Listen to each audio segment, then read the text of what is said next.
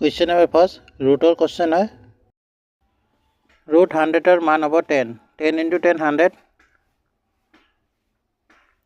plus 6 6 plus 10 16 root 16 मान होगा 4 into 4 16 ইয়াতে একো নাই মানে ইনটু আছে 9 into 4 9 into 4 কৰিলে কিমান হ'ব 36 ওপৰত ৰুট আছে ৰুট বহাম ৰুট 36 এৰ ভ্যালু হ'ব 6 6 into 6 36 অপশন নম্বৰ সি কারেক্ট आंसर হ'ব Next question, by selling an article at a loss of 7%, a trade incurs a loss of 42 rupees. What is the cost price of that article? 7% লোকসানত এটা সামগ্ৰী বিক্ৰী কৰিলে এজন ব্যৱসায়ী 42 টকা লোকসান কৰে সেই বস্তুৰ খৰচ মূল কিমান হ'ব উলিয়াব লাগে 7% লছত বিক্ৰী কৰিলে 42 টকা লছ হয় 7% ভ্যালু 42 1% ভ্যালু হ'ব 42/7 100% ভ্যালু হ'ব 42/7 into 100 7 এর লগত 42 कैंसिल হ'ব 6 पर 6 আৰু 100 into হ'ব 600 ইয়াৰ কাৰেক্ট आंसर হ'ব option number C Next question, a 100-meter long train at a speed of 36 km/h cross a bridge in 25 seconds. Then, what is the length of the bridge? ঘণ্টাত 36 kilometre বেগত চলা 100 metre দৈৰ্ঘ্যৰ rail এখন দলং পাৰ হ'বলৈ 25 second সময় লয় দলংখনৰ দৈৰ্ঘ্য কিমান হ'ব উলিয়াব লাগে ট্ৰেইনৰ লেন্থ দিয়া আছে 100 মিটাৰ লম্বা ট্ৰেইনৰ স্পীড দিয়া আছে 36 km/h 36 km/h টাইম দিয়া আছে সেকেন্ডত ইয়াক মিটাৰ পাৰ সেকেন্ডত চেঞ্জ কৰাৰ কাৰণে 5/18 এর লগত ইনটু হ'ব ইনটু 25 সেকেন্ড টাইম দিয়া আছে 25 সেকেন্ড 18 লগত 36 कैंसिल হ'ব 18 2 গুণ 36 2 5 আৰু 25 ইনটু হ'ব 5 2 গুণ 10 10 আৰু 25 250 এই 250 লগত 102 মাইনাস হ'ব 100 মাইনাস কৰি দিম 150 ব্ৰিজৰ লেন্থ কিমান আছে 150 অপশন এ কারেক্ট आंसर হ'ব Next question, two candidates contest an election if one got 480 votes which are 60% of vote poll. What was the total numbers who voted? দুটা প্ৰাৰ্থীৰ মাজত নিৰ্বাচন হৈছিলে এজন প্ৰাৰ্থীয়ে 480 ভোট পাইছে যি টোটাল ভোটৰ 60% হয় উলিয়াব লাগে টোটাল ভোট কিমান টোটাল ভোট 100% দুজন ব্যক্তি আছিল ক্যান্ডিডেট এজন পালে 60% আন এজনে পাব 100 - 60 40% 60% এর ভ্যালু দিয়া আছে 480 60% পাওয়া মানুহে কিমান পাইছে 480 ভোট 0 লগত 0 कैंसिल হ'ব 6 এর লগত 48 कैंसिल হ'ব 8 বাৰত উলিয়াব লাগে টোটাল ভোট কিমান মানিছো 100 into 8 into হ'ব 800 ইয়াৰ কাৰেক্ট आंसर হ'ব option number D Next, a sum of rupees 600 amount to be rupees 720 in 4 years by simple interest. What be its amount if the rate of interest is increased by 2%? 600 টকা রাশি 4 বছৰৰ সৰল সুতৰ ধৰে 720 টকা হয় যদি সুদৰ হাৰ 2% বৃদ্ধি কৰা হয় তেন্তে ইয়াৰ পৰিমাণ কিমান হ'ব টকা আছিল 600 ৰ পৰা 720 হৈ গল 720 plus 600 into time দিয়া আছে 4 years into rate of interest 2% বৃদ্ধি কৰা হয় ইয়াতে 2% বহাম ব্ৰ্যাকেট percent 720 plus 600 into 4 আৰু 2 into 8% কাৰণে 100 তলত আহিব 00 লগত 00 कैंसिल হ'ব 6 আৰু 8 into 48 720 plus 6 আৰু 8 48 প্লাস কৰিলে কিমান হ'ব 7 4 আৰু 2 6 6 8 অপশন বি কারেক্ট आंसर হ'ব Next, a room is cut in the ratio 2:3:4 if the largest piece is 16 meter what is its length before cutting এটা কোঠা 2:3:4 অনুপাতত কাটিব লাগে যদি আটাইতকৈ ডাঙৰ টুকুৰাটো 16 মিটাৰ হয় তেন্তে কাটিবৰ আগত ইয়াত দৈৰ্ঘ্য কিমান আছিল উলিয়াব লাগে।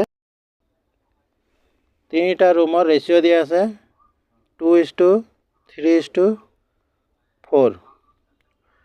ডাঙৰ ৰুমৰ ৰেচিঅ' দিয়া আছে 16 মিটাৰ। ডাঙৰ কোন হয় 4 ইকুৱেল টু 16 মিটাৰ। 4ৰ লগত 16 কেঞ্চেল হ'ব। 4 বাৰত উলিয়াব লাগে কাটাৰ আগত ৰুমৰ লেন্থ কিমান আছিল। তো টোটাল কিমান আছে 4 + 3 7 7 + 2 9 9 × 4 36 metre. Option number C correct answer হ'ব।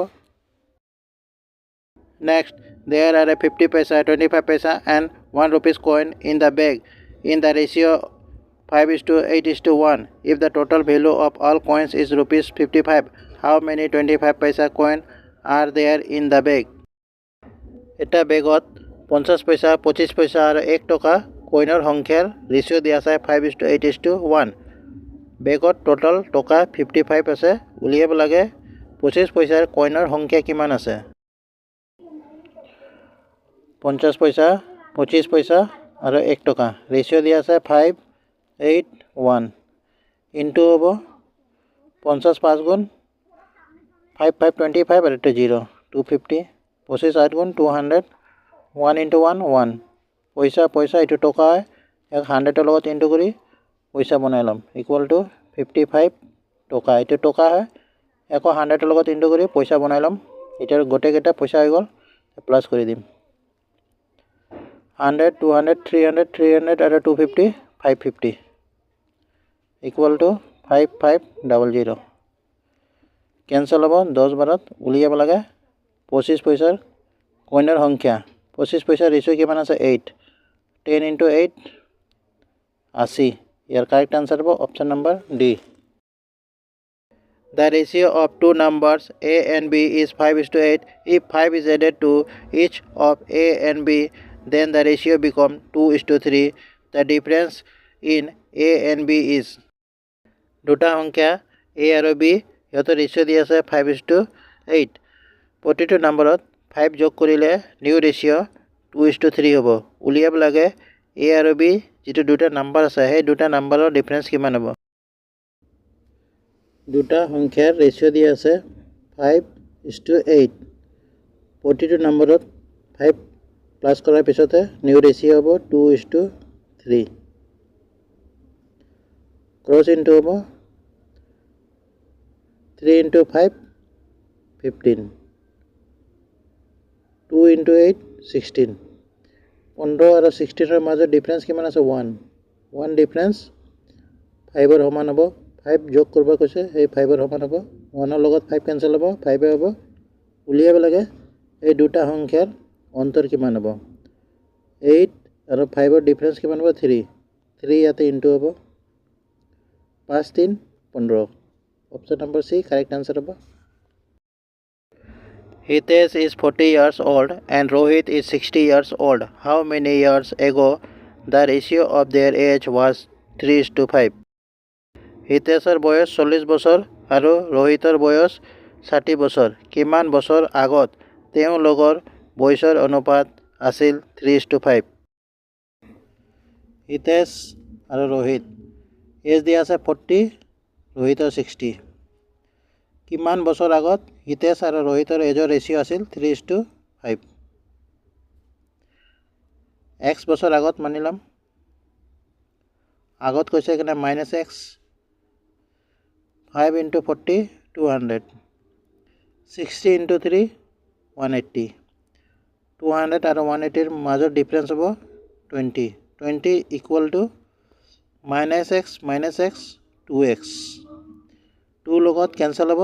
10 বাৰত xৰ ভেলু আহিছে 10। 10 বছৰ আগত হিতেশ আৰু ৰোহিতৰ এজৰ ৰেচিঅ' আছিল 3:5। অপশ্যন A কাৰেক্ট আনসাৰ হ'ব।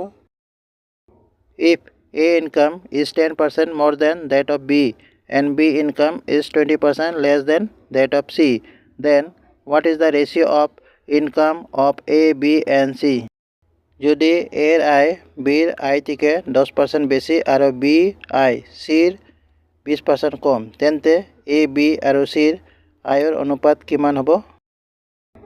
এৰ ইনকাম বিৰ ইনকামৰ পৰা 10% বেছি 10% বেছি মানে 100 + 10 110 by 100 0 লগত 0 কেনসেল হ'ব a by b বিৰ ভ্যালু হৈছে 11/10 b by c বিৰ ইনকাম চিৰ ইনকামৰ পৰা 20% কম 20% কম মানে 100 20 মাইনাস কৰিম 80/100 0 লগত 0 কেনসেল হ'ব 2 লগত 4 বাৰ যাব 2 লগত 5 বাৰ যাব a by b b by c equal to a by b আছে 11/10 11/10 b by c 4/5 4/5 b 4 আছে b 10 আছে ইকুয়াল নাই তো ইকুয়াল কৰিম ইকুয়াল কৰাৰ কাৰণে ইনটু হ'ব এই 4 ওপৰত হ'ব ইনটু ইয়াতে ইনটু হ'ব 10 ইয়াতে ইনটু হ'ব তলত into 10 11 into 4 44 10 into 4 40 10 into 4 40 5 into 10 50 এর ভ্যালু হইছে 44 বির ভ্যালু 40 সির ভ্যালু 50 অপশনত নাই এটা ক্যান্সেল করিম 2 লগত যাব 22 বাৰত 2 লগত 20 বাৰত 2 লগত 25 বাৰত 22:20:25 ऑप्शन बी करेक्ट आंसर हम